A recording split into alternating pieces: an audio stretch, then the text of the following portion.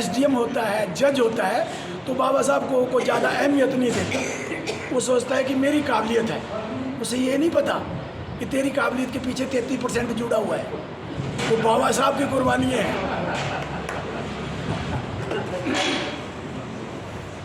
मैं आपकी जानकारी थोड़ी सी और बढ़ा देता हूँ। ये जो कांग्रेस है या बीजेपी है, ये बाबा साहब को नहीं मानती थी, अछूत मानती थी, अछूत। जैसे हमें और आप को आज समाज अछूत मानता है। अछूत की बात मैं बाद में आऊँगा। और बाबा साहब की कदर मुसलमानों ने की। जब उनको दिल्ली से हटा दिया गया, भगा दिया गया, मुसलमानों ने उनको गले लगाया, अपने पास बुलाया, अपनी सीट छोड़ के उनको अपनी सीट पे इलेक्शन लड़ाया गया। तब बाबा साहब लोकसभा में पहुंचे, तब आपकी और मेरी आवाज़ वो बढ़े, तब आज हम इकट्ठे आज बैठे हैं। रैंक जिसके पीछे लगा है कि आज हमारे भाटिया साहब बड़े आदरणीय, हमारे परम मित्र हैं, हम ख्याल हैं, एसडीएम रिटायर हुए हैं, ये उन्हीं की मेहनत से है। आप अगर जिस पोस्ट से यहाँ रिटायर हुए हैं, बड़े मान से कहते हैं कि सूबेदार, रिटायर कर्नल, रिटायर जज, ये सब बाबा साहब की कुर्बानी है। आपका और मेरा कोई कमाल नहीं है दोस्तों। और एक भ्रांति आपके अंदर कूट कूट के भरी गई विद सिस्टम से, यूनिवर्सिटियों के थ्रू, कि आप हिंदू हैं। सिस्टम के थ्रू आपको ये समझाया गया। जैसे हमारे यहाँ कुरान को पढ़ने के लिए 4, 5, 6, 7 साल लगते हैं, तब जाके आदमी हाफिज़ बनता है। कुरान को जो मुक्तिबानी याद कर लेता है वो हाफिज़ कहलाता है। ऐसे ही आपको कूट कूट के भरा गया कि आप हैं हिंदू, हिंदू, हिंदू। जबकि हिंदू का शब्द कोई, जितने लोग हैं, कोई डेफिनेशन नहीं बता सकता कि हिंदू की डेफिनेशन क्या है, हिंदू कौन होता है, कहाँ से आया, कैसे बना, कहाँ से ये शब्द उसको मिला। मूल निवासी को अल्पसंख्यक बना दिया गया और 17% का आरक्षण, 10% कितना है मुझे नहीं सही पता, दे के आज आपके एमएलए जो विधानसभा में बैठते हैं उनको ये लॉलीपॉप दे दिया गया है कि तूने अपने समाज की बात नहीं सुननी, हमारे संविधान जो पार्टी संविधान है उसी की बात सुननी। बाबा साहब के संविधान की बात नहीं करेगा आपका एमएलए।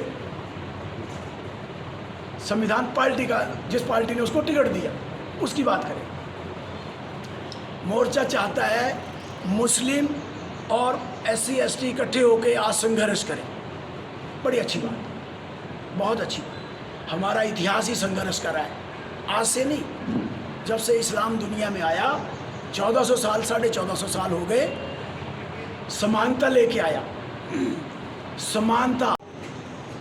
और मैं धन्यवादी हूँ माननीय हमारे अल्पसंख्यक जो संयुक्त संघर्ष मोर्चा में परिवार में जुड़े माननीय हारून मोहम्मद जी, जो जामा मस्जिद के प्रधान जी हैं, माननीय हमारे मौलवी जी, जो धार्मिक शिक्षा दे करके भाईचारे को स्थापित करने का प्रयास कर रहे हैं। हमारे बीच में बहुत ही बुद्धिजीवी समाज के जो अग्रणी व्यक्तित्व यहाँ पर उपस्थित हुए हैं, उनमें माननीय हमारे पूर्व प्रशासनिक अधिकारी माननीय देवराज भाटिया जी, हमारे जिला संयुक्त संघर्ष मोर्चा। मिलेंगे, बैठेंगे नहीं, आप अपने विचारों को साझा करेंगे नहीं, तब तक हम एक दूसरे को समझ नहीं पाएंगे।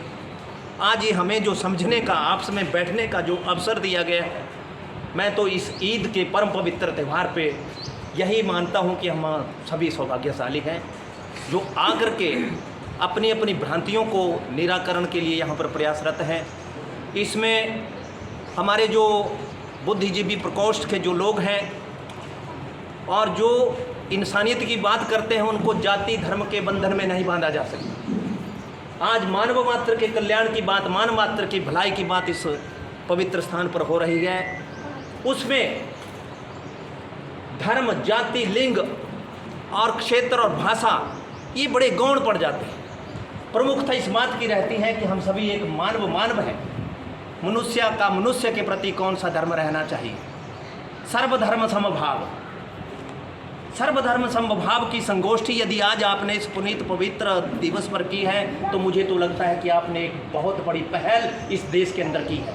यदि देश को अखंड और अखंड रखना है, यदि देश को खंड खंड होने से बचाना है, तो इसमें पहले भी आपका एक बहुत प्राचीन इतिहास रहा है। इस देश को संवारने और सजाने और बनाने में जितना योगदान हमारे मुस्लिम भाइयों का रहा है, उससे ज़्यादा किसी दूसरे का नहीं हो सकता। इसलिए हम आज आप सभी की कृतज्ञता व्यक्त करने के लिए यहाँ उपस्थित हुए हैं। मैं तो धन्यवादी हूँ। मोर्चा एक ऐसा कोई नया काम नहीं कर रहा है।